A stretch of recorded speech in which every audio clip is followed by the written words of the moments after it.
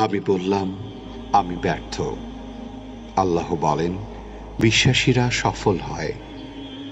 আমি বললাম, আমার জীবনে অনেক কষ্ট। আল্লাহ বলেন, নিশ্চয়ই কষ্টের সাথে আছে স্বস্তি। আমি বললাম, আমাকে কেউ সাহায্য করে না। আল্লাহ বলেন, মুমিনদের সাহায্য করা আমার দায়িত্ব। আমি বললাম, আমি দেখতে খুবই কুৎসিত। আল্লাহ বলেন, আমি মানুষকে সৃষ্টি করেছি সুন্দরতম আকৃতিতে। আমি বললাম, আমার সাথে কেউ নেই। আল্লাহ বলেন, ভয় করো না, আমি মুমিনদের সাথে আছি। আমি বললাম, আমার পাপ অনেক বেশি। আল্লাহ বলেন, আমি তওবাকারীদের ভালোবাসি। আমি বললাম, আমি সব সময় অসুস্থ থাকি।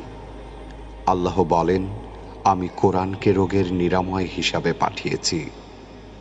আমি বললাম, এই দুনিয়া আমার ভালো লাগে না।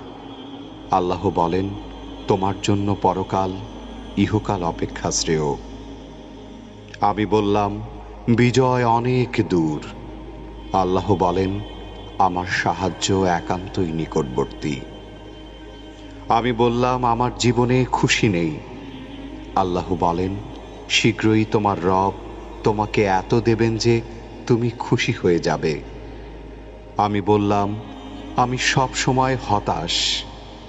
আল্লাহ বলেন, আর তোমরা নিরাশ হও না এবং দুঃখ করো না। আমি বললাম, আমার কোনো পরিকল্পনা সফল হচ্ছে না। আল্লাহ বলেন, আল্লাহ সর্বোত্তম পরিকল্পনাকারী। আমি বললাম, আমার কেউ নেই। আল্লাহ বলেন, যে ব্যক্তি আল্লাহর উপর ভরসা করে তার জন্য আল্লাহই যথেষ্ট।